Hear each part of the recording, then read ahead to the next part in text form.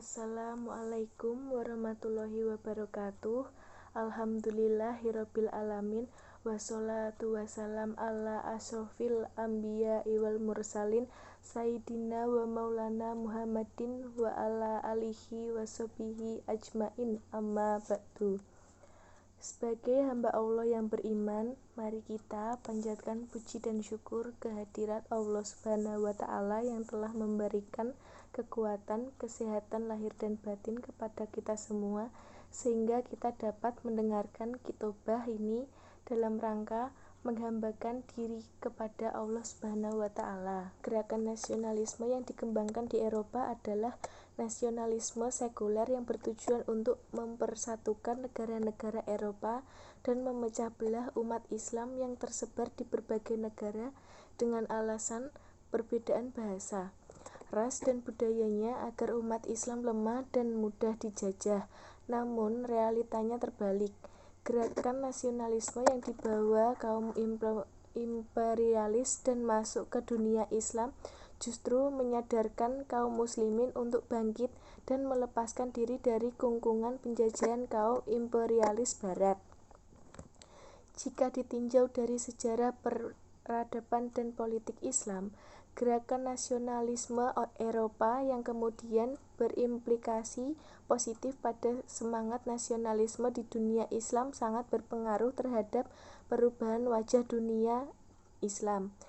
Sebagai rentan sejarah, Islam telah mengalami pasang surut peradaban. Jika dianalisis dari perspektif politik, pasang surut peradaban Islam tersebut tidak terlepas dari aktivitas politik umat Islam.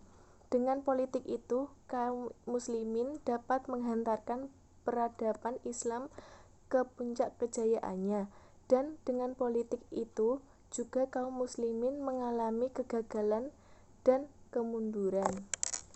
Menurut Asyumardi Asra, kemunduran umat Islam disebabkan adanya kemerosotan dan disintegrasi politik yang menimbulkan kemerosotan pada bidang-bidang kehidupan lainnya yang menghantarkan umat Islam ke dalam stagnasi. Sedangkan menurut Amin Rais, faktor utama yang menyebabkan kemunduran dunia Islam adalah merajalelakan bid'ah dan khurafat yang menyebabkan sebagian besar umat Islam buta terhadap ajaran-ajaran Islam orasional, yakni ajaran-ajaran yang tertera dalam Al-Quran dan Al-Sunnah.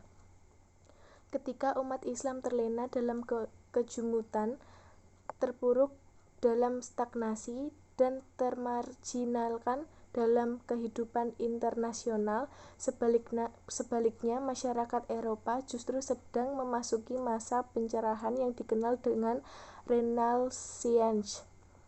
Hal ini berawal dari kesadaran masyarakat Eropa dari masa Aufklärung atau kegelapan dan keterbelakangannya di saat umat Islam mengalami kejayaannya. Lalu mereka berusaha bangkit dari keterbelakangannya itu dengan menimba ilmu pengetahuan sebanyak-banyaknya dari dunia Islam. Kekuasaan umat Islam di deretan Eropa seperti di Spanyol dan Sicilia telah menjadi jabatan emas bagi Eropa untuk mentransfer ilmu, pengetahuan, dan peradaban dari dunia Islam. Akhirnya, kenyataan sejenak terbalik 180 derajat. Bila dulu umat Islam menguasai dunia dan menjadi kiblat bagi Eropa dan peradaban dunia, maka kini yang terjadi sebaliknya. Kemajuan dunia Eropa dari segi politik dan peradaban, termasuk ilmu, pengetahuan, dan teknologinya yang didorong oleh semangat nasionalisme Eropa menjadikan mereka berkeinginan menguasai dunia. Terjadilah praktek kolonialisme dunia Eropa terhadap dunia Islam. Penjajahan Eropa terhadap dunia Islam menyebabkan ketertinggian kaum muslimin di berbagai bidang. Akibatnya semakin lama umat Islam semakin lemah dan terpuruk. Sebaliknya, negara-negara Eropa semakin maju dan jauh meninggalkan negara-negara yang not-band penduduknya mayoritas muslim. Ketertinggian umat Islam ini dipaparah lagi dengan melemahnya semangat mereka untuk berjuang menegakkan kedaulatan Islam yang dulu kejayaannya pernah mereka capai di kala negara-negara Eropa masih dalam kegelapan. Kondisi seperti ini lambat laun menyadari sebagian kaum muslimin atau kelemahan dan ketertinggalannya.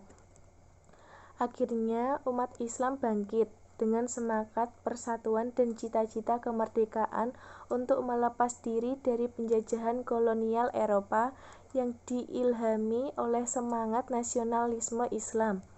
Muncullah gerakan-gerakan pembaruan oleh para mujadid atau tokoh-tokoh pembaharu di berbagai negara Islam.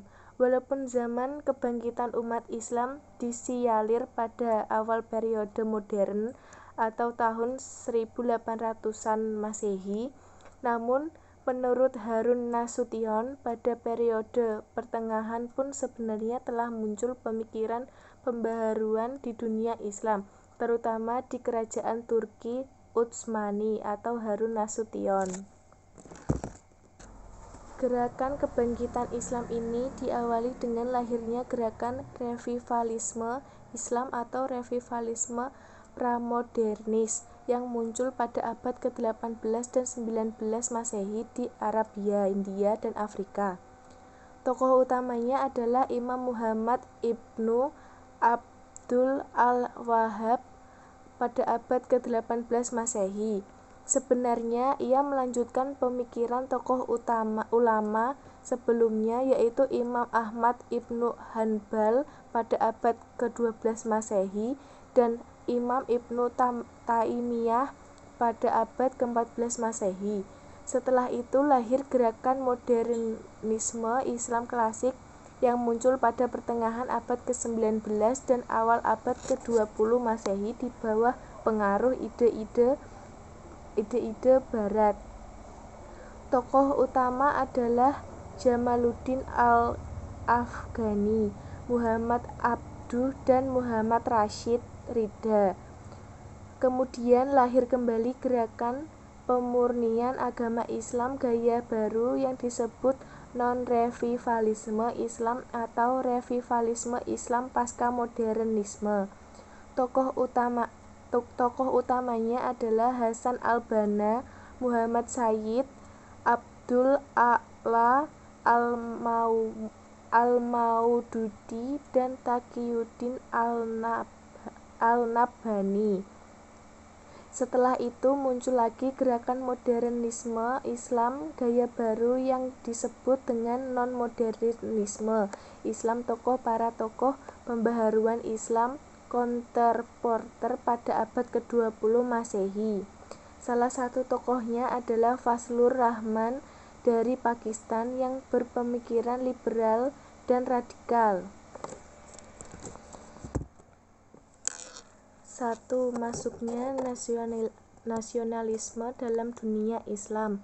Paham nasionalisme tumbuh dan berkembang dalam masyarakat, kemudian mengental dalam kehidupan politik kenegaraan yang berwujud nation state atau negara bangsa dan bertujuan untuk mempersatukan suatu bangsa. Namun sebenarnya jauh sebelum paham nasionalisme tersebut masuk dan mempengaruhi masyarakat suatu bangsa, telah ada nilai-nilai universal yang berlaku, dianut oleh masyarakat dan menjadi unsur pemersatu di antara mereka.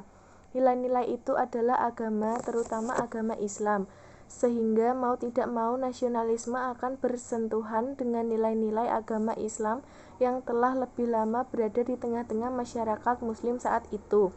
Ditinjau dari perspektif historis atau penetrasi atau masuknya paham nasionalisme ke dalam politik umat Islam disinyalir pada abad ke-20 Masehi. Pada masa itu banyak negara-negara Islam dan negara-negara yang mayoritas penduduknya beragama Islam masih di bawah kekuasaan imperialisme Eropa Barat. Kemudian pada abad itu juga negara-negara Islam ini mengalami gerakan nasionalisme yang bertujuan untuk menghapus pengaruh kekaisaran Eropa dan memerdekakan diri atau mendirikan dan mengatur negara sendiri secara otonom. 2. Kontroversi tentang nasionalisme dalam Islam. Perbincangan tentang nasionalisme dalam tubuh umat Islam sesungguhnya diawali oleh gagasan pan-Islamisme yang telah berkembang sebelumnya yang dipelopori oleh Jamaluddin Al-Afghani dan Muhammad Abduh. Dalam analisis mereka, penyebab keruntuhan Islam dan kaum muslimin bukanlah kelemahan atau kekurangan internal kaum muslimin, melainkan adanya imperialis agresif yang dilancarkan oleh Kristen Eropa, yang bertujuan untuk memperbudak kaum muslimin dan menghancurkan Islam. Al-Tahtawi, seorang teoritis nasionalisme Arab yang paling berpengaruh, menegaskan patriotisme adalah sumber kemajuan dan kekuasaan suatu sarana untuk mengatasi gap antara wilayah Islam dan Eropa. Basis material negara-negara bangsa yang semata-mata berpatok pada kriteria etnisitas, kultur, bahasa, dan wilayah dengan sendirinya mengabaikan kategori agama sebagai sebuah ikatan sosial. Hal ini merupakan kekurangan yang sangat fatal. Penafian agama dalam perumusan nasionalisme inilah yang menimbulkan kritik podas dari kalangan aktivis Islam. Mereka percaya inilah yang menyebabkan lemahnya dunia Islam dalam menggalang kesatuan di antara mereka. Ali Muhammad Naqvi secara tegas menyatakan bahwa Islam tidak kompatibel dengan nasionalisme karena sama sekali ditolak Islam. Basis-basis ini hanya bersifat nasional lokal, sedangkan Islam mempunyai tujuan kesatuan universal. Selain itu, karena spirit nasionalisme berupa sekularisme yang menghendaki pemisahan tegas antara agama dan politik, Ali Muhammad Naqvi percaya bahwa jika Islam yang berkembang maka nasionalisme akan padam. Tetapi juga sebaliknya, saat nasionalisme bangkit berarti kekalahan Islam.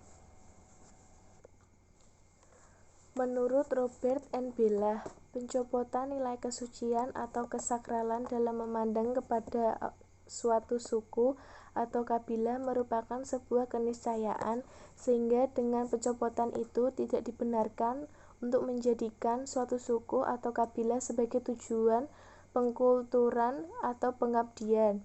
Tindakan tersebut merupakan tindakan devaluasi radikal atau yang secara sah dapat disebut sebagai sekularisasi. Semua itu adalah konsekuensi dari adanya kewajiban memusnahkan pengkulturan dan pengabdian mutlak hanya kepada Allah Subhanahu wa Ta'ala.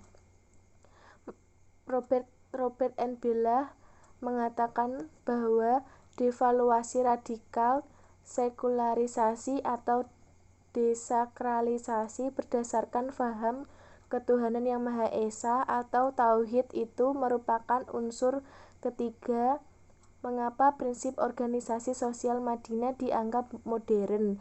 Dengan paham dan semangat tauhid, manusia memperoleh kemerdekaannya yang hakiki karena terbebaskan dari segala bentuk penghambaan kepada semua makhluk, khususnya sesama manusia sendiri. Atas dasar faham dan semangat tauhid itu pula, manusia harus menentang setiap kekuasaan tirani. Kekuasaan yang merampas kebebasan seperti Nabi Musa menentang Fir'aun, seorang tiran dari Mesir kuno. Robert N. Bellah juga menyebutkan pandangannya bahwa sistem pemerintahan Madinah atau negara Madinah adalah suatu bentuk nasionalisme yang egaliter, perspektif, dan merupakan perwujudan yang sangat nyata dari nilai-nilai demokrasi. Hal ini berbeda sekali dengan sistem negara republik negara kota atau city-state Yunani kuno yang membuka partisipasi hanya karena kaum lelaki merdeka, yang kuantitasnya hanya 5% dari keseluruhan penduduk. Mereka tidak memiliki hak apa-apa dari negara atau kewajiban apapun terhadap negara. Jadi, kesimpulannya, paham nasionalisme dikembangkan untuk mempersatukan semua elemen yang ada pada suatu bangsa yang didasarkan pada rasa cinta terhadap tanah air, bangsa, negara, ideologi, dan politik. Merupakan suatu sikap politik yang sosial dari masyarakat yang mempunyai kesamaan budaya, bahasa, wilayah, serta kesamaan cita-cita dan tujuan. Jauh sebelum paham nasionalisme masuk dan mempengaruhi dunia timur, di sana sudah ada nilai-nilai Islam yang universal, yang berlaku dan dianut oleh masyarakat muslim serta menjadi unsur pemersatu di antara mereka. Nilai-nilai Islam telah mempengaruhi dan membentuk kaum muslimin merasa senasib, sepenanggungan dan memiliki kedekatan emosional dalam persaudaraan. Paham nasionalisme ini bersentuhan langsung dengan nilai-nilai Islam yang telah lebih lama berada di tengah-tengah mereka. Umat Islam menyikapi nasionalisme ini beragam, ada yang menerima, ada yang a priori, dan ada yang menolak. Sebagian umat Islam berpendapat bahwa nasionalisme yang sesungguhnya adalah nasionalisme Eropa yang sekuler. Hanya nasionalisme ini yang dapat dijadikan energi untuk melakukan perubahan sosial dan politik di dunia Islam. Sebagian lain berpendapat bahwa paham nasionalisme sekuler yang hanya didasarkan pada etnitas, kultur, bahasa, dan wilayah akan mengabaikan agama sebagai sebuah ikatan sosial. Nasionalisme yang demikian ini merupakan bagian integral dari konsep pemerintahan Madinah yang dibangun oleh Rasulullah SAW bersama para sahabatnya. Inilah yang disebut nasionalisme Islam. Paham nasionalisme Islam ini lalu menjadi inspirasi kaum muslimin secara global untuk bangkit dari keterpurukannya di segala segi kehidupan, terutama pembahasan ini dari kolonial negara-negara barat atas dunia Islam. Demikian khotbah agama yang dapat saya sampaikan pada kesempatan ini. Semoga dapat bermanfaat bagi kita semua dan dapat kita aplikasikan dalam kehidupan sehari-hari. Lebih dan kurangnya mohon dimaafkan, yang benar datangnya dari Allah Subhanahu wa Ta'ala atau keliru datangnya dari saya pribadi sebagai manusia biasa yang tidak luput dari kesalahan, khilaf dan dosa. Wassalamualaikum warahmatullahi wabarakatuh.